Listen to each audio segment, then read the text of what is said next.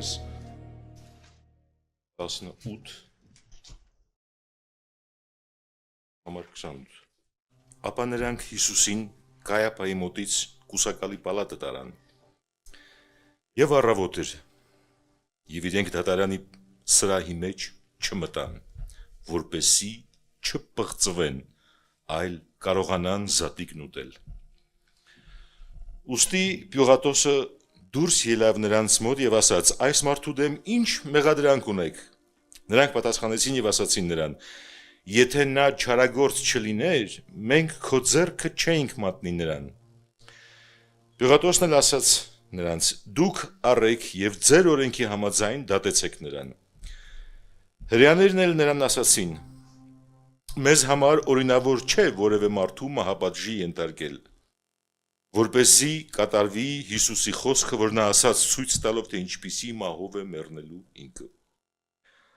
Ապա Պիղատոսը նորից դատարանի սրահը մտավ եւ Հիսուսին կանչեց ու նրան ասաց. Դու հրեաների թագավորն ես։ Հիսուսը նրան պատասխանեց. Դու քեզանից ես դա ասում, թե ուրիշներն ասացին քեզ իմ մասին։ Պիղատոսը պատասխանեց. Միթե ես հրեա եմ։ Քո ազգը եւ գլխավոր քահանաները քեզ իմ ձեռքը մատնեցին, դու ինչ ես արել։ Հիսուսը պատասխանեց. Իմ թագավորությունն այս աշխարհից չէ։ Եթե իմ թագավորությունն այս աշխարհից լիներ, ապա իմ ծառաները կկռվեին, որ ես հրեաների ձեռքը չմատնվեմ, բայց հիմա իմ թագավորությունն այստեղից չէ։ Ուստի Պիղատոսն ասաց նրան. Ուրեմն դու թագավոր ես։ Հիսուսը պատասխանեց. Դու ասում ես, թե ես թագավոր եմ։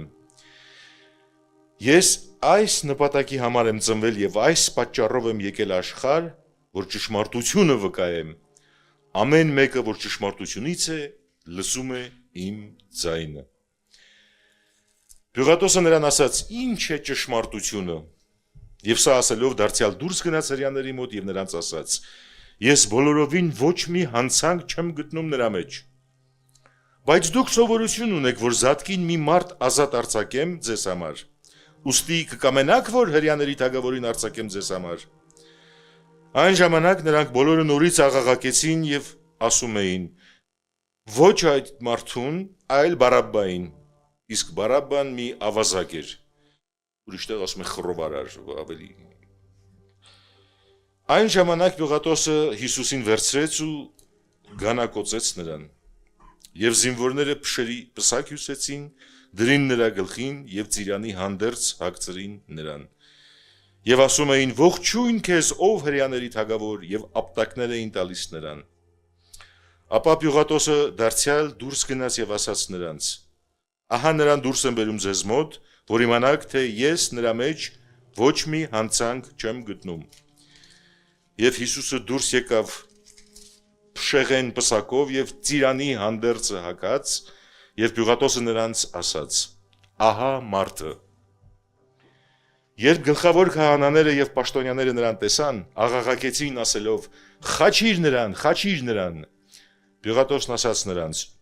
Դուք վերցրեք նրան ու ինքներդ խաչեցեք, քանի որ ես նրա մեջ ոչ մի հանցանք չեմ գտնում։ Հրեաները պատասխանեցին նրան. Մենք օրենք ունենք եւ մեր օրենքի համաձայն նա պետք է մեռնի, որովհետեւ նա ինքն իրեն Աստծո որդի դարձրեց։ Երբ Պիղատոսն այս խոսքը լսեց, ել ավելի վախեցավ եւ դարձյալ դատաստանի սրահը մտավ եւ Հիսուսին ասաց. Դու որտեղից ես։ Եվ Հիսուսը չպատասխանեց նրան։ Ապա Պիղատոսը նրան ասաց. Դու ինձ հետ չես խոսում։ Միթե չգիտես, որ ես իշխանություն ունեմ քեզ խաչը հանելու եւ իշխանություն ունեմ քեզ ազատ արձակելու։ Հիսուսը պատասխանեց. Դու ոչ մի իշխանություն չէիր ունենա իմ վրա, եթե վերևից տրված չլիներ քեզ։ Դրա համար նա, ով ինձ քո ձեռքը մատնեց, նրա մեղքն ավելի մեծ է։ Եվ դրանից հետո Պիղատոսը փորձում էր նրան ազատ արձակել, իսկ հրեաներն աղաղակում էին ասելով. Եթե այդ մարդուն թողնես, որ գնա, դու Կայսրի բարեկամը չես։ Ով իրեն թագավոր է կոչում, նա Կայսրին դեմ է խոսում։ Երբ Պիղատոսն այս խոսքերը լսեց, Հիսուսին դուրս բերեց եւ ինքը դատաստանի աթոռին նստեց, քարահատակ կոչված տեղում, եբրայերեն կապպաթա։ Եվ զատկի նախորեն էր մոտ 6-րդ ժամը եւ նա ասաց հրեաներին. ահա ձեր թագավորը։ Իսկ նրանք աղաղակեցին. թող կորչի, խաչիր նրան։ Պիղատոսն ասաց նրանց. ես ձեր թագավորին խաչեմ։ Գլխավոր քահանաները պատասխանեցին. մենք թագավոր չունենք Կեսարից բացի։ Այն ժամանակ նրանց ձեռքը տվեց նրան, որ խաչը հանվի, եւ նրանք առան Հիսուսին եւ տարան։ Ամեն։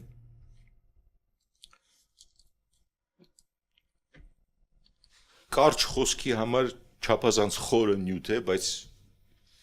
կտեղավորեմ։ Մի քանի դիտարկումներ, այսպես կոչված հակասությունների տեսքով, շրջվածքների, այսինքն կոնտրաստների տեսքով, մի բան պիտի լինի, լրիվ հակառակն ենք տեսնում, որ սա ավելի պատկերավոր մենք մեր հոգու աչքերով, մեր ներքին մտքով յուրացնենք։ Վստահ եմ վարդապետական տեսանկյունից բազում անգամ խոսքեր ենք լսել մեկնաբանություններ, լուր թագավորը եւ ճշմարտության շեմը։ Ողբերգական հեգնանքով է սկսվում այս պատմությունը, մեղադրողները հրաժարվում են մտնել պրետորիում, ապարանք, ինչը թե չպղծվեն, քանի որ զադիկ պիտի ուտեն։ Սուրբ Ավգուստինոսը սա անվանում է ցնցող կուրություն, այսինքն վախենում են շենքի ծիսական պղծությունից, բայց չեն վախենում անմեղ արյուն թափելու հոգևոր պղծությունից, ապշեցուցիչ բան, այսինքն կարդացել եմ 1000 անգամ, բայց հիմա էլ մինչև վերջ երևի տեղ չի ասել, բայց սա ուղղակի երբ որ կարդում էի, այսինքն պղծությունից փախչում են գերագույն պղծության ճանապարհով։ Մի շրջվածք։ Տեսնում ենք, սա շատերը անվանում են նաև միստիկ շրջված, ճշմարիտ զատիկը Քրիստոսը ինքը, մինչ դրսում կանգնած մտահոգված են օրենքի ստվերներով, օրենքի էությունը, օրենքի կատարողը, օրենքի մարմնավորումը, ինքը մահվան դատապարտված, հեթանոս կառավարչի առաջ,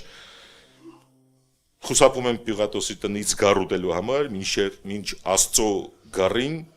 մատնում են մահվան, աներևակայելի, այսինքն Աստծո նախախնամության մեջ այս ինտրիգները, այս հոգևոր պղծությունը, այս ամենը պիտի օգտագործվեր, որ Հիսուս ի ցույց դնի իր կատարյալ հնազանդությունը։ Հաջորդը էլի մի դիտարկում Պիղատոսը հարցնում է. դու ես հրեաների թագավորը։ Այստեղ մտնում ենք այս պատմության խորհրդի կենտրոնը, խորանը։ Ասում է դա դու քեզնից հնարեցիր, ասեցիր, թե հղացար, թե քեզ ուշեցին։ Սա շատերը, շատ աստվածաբաններ համարում են Հիսուսի հրավերը Պիղատոսին, որ նա նայի ինքն իր սրտի մեջ, որովհետև տեսնում ենք, որ այս մարդը զգայուն մարդ է, իմաստուն մարդ է, մինչև վերջին վայրկյանը փորձում է ազատել, թույլ չտալ, որ մահապատժի ենթարկեն Քրիստոսին։ Պիղատոսն էլ ընկնում է ինքնության թակարդի մեջ, ասում է՝ միթե ես հրեա եմ, ողբերգություն, չի ասում այն ինչ որ կուզենար։ Այսինքն ես կուսակալ եմ, ես ձեր մանր ճղճիմ խնդիրների մեջ մտնելու ոչ հավես ունեմ, ոչ ես հրեա չեմ։ Նորից եկեղեցու հայրերից Սուրբ Ավգուստինոսը անվանում է սա փորձ մնալ դրսի մարդ, այսինքն չխառնվել դրանց։ Տեսեք, էլ ավելի կարևոր մի պահ, մի դիտարկում ասում է, որպես ռետորական հարց, հեգնանքով չէ ճշմարտությունը, երբ Հիսուսն ասում է, որ ես եկա որպեսզի ճշմարտություն։ Ինչ է ճշմարտության, դուր ճշմարտ, ինչ։ Այնինչ ճշմարտությունն ինքը կանգնած է իր առաջ, բուն պատասխանը, այսինքն որ ես եմ կյանքը, եւ իմ ճանապարհը ճշմարտություն։ Այսինքն ասում է ինչ է ճշմարտությունը, հարցնում է ճշմարտությունը իր արժև կանգնած, Գյուղատոսը հարցնում է ինչ է ճշմարտությունը, այս շրջված կոնտրաստ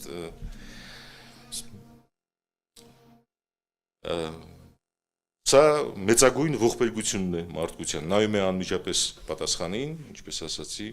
բայց չի տեսնում, որովհետև փորձում է սահմանում կամ ձևակերպում գտնել պոլեմիկ, բանահյուսական, ռետորական, այլ ոչ թե փրկիչ, որ կանգնած էր իր առջև։ Հաջորդը Հիսուսի չարչարանքները եւ նրա ծիրանին, ինչ խորհուրդ կա այստեղ, ինչ են ասում մեզանից ավելի սուրբ, ավելի խորունկ, ավելի հնազանդ, ավելի խորունկ աստվածաբանությանը դիապետող ճկնած, անդադար աղոթող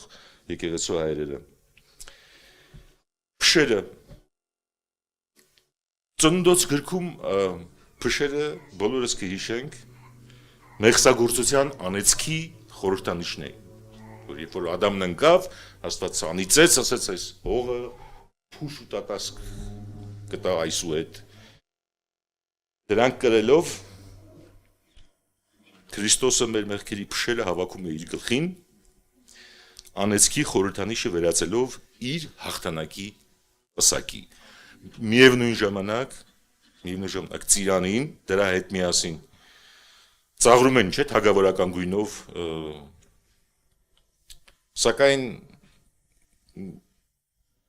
այսպես միստիկական բառը միշտ բացասական բանով են վերաբերվել դրան, բայց կա անձնական փորձառություն լուռ աղոթքի մեջ Աստծո հետ միստիկական հոգեվիճակում հասկանում ենք, որ նա այստեղ ոցվում է որպես թագավոր, որ ասում ենք Հիսուս Քրիստոս բառը ինչ է նշանակում, օծյալ, Քրիստոսը ում էին օծում, թագավորին, քահանայապետին ու մարգարեին։ Սա այս գործառույթներից մեկի թուլային ամփոփումն է, որ նա թագադրվում է ճիշտ է հեգնանքով, ճիշտ է հակասությունների հեգնական ու շատ վիրավորական միջավայրում, բայց այդպես կամեցել էր հայրը, որ նա իսկապես օծվի որպես թագավոր, արուն լվա, արհամարված, կանգնած նա ավելի թագավոր է, քան թե կայսրը երբևէ կլիներ, քանի որ նա իր հնազանդությամբ հաղթեց մահը։ Հաջորդը շատ կարևոր, ասում է ահա մարդը, այստեղ մի քանի հատորի բան կա, նյութ կա, ահա մարդը, լատիներեն սա էչե հոմո, այսինքն ահա մարդը, սա վարդապետական հիմնակարերից մեկն է, եւ կաթոլիկ եկեղեցու, եւ առաքելական, եւ բողոքական, ահա մարդը, եթե կհիշեք, Աստված Ադամին, երբ որ արարեց, ստեղծեց, արարեց մարդ, Ադամ։ Այստեղ էլի մեր եկեղեցու հայրերի կարծիքով Գյուղատոսը ակամա մարգարեանում է, այսինքն Աստված նրան մարգարեացնում է, որ ահա մարդը ինչ է սա, ինչ խորհուրդ ունի իր մեջ, այստեղ Գյուղատոսն ասում է ավելին, քան թե ինքը գիտակցում է, սա երկրորդ Ադամն է։ Եդեմի պարտեզում առաջին Ադամը փորձեց դառնալ Աստծո նման ու ընկավ մահվանը զո եւ գերի եւ մենք ժառանգեցինք, մեզ փոխանցեց այս գերությունը եւ դատապարտությունը, իսկ այստեղ Պրետորիոմի պարտեզում Աստված ինքն է դարձել մարդ, մահվան դատապարտված իր հնազանդությամբ մեզ մահից ազատագրելու համար, էլի շրջված կոնտրաստ։ Սա նոր մարդկության հայտնությունն է։ Իսկապես մարդ լինել, չի նշանակում լինել գերհզոր, լինել սուպերմեն, չգիտեմ, այլ նշանակում է լինել հնազանդ։ Կատարելապես հնազանդ հորը ընդհուպ մինչև խաչը։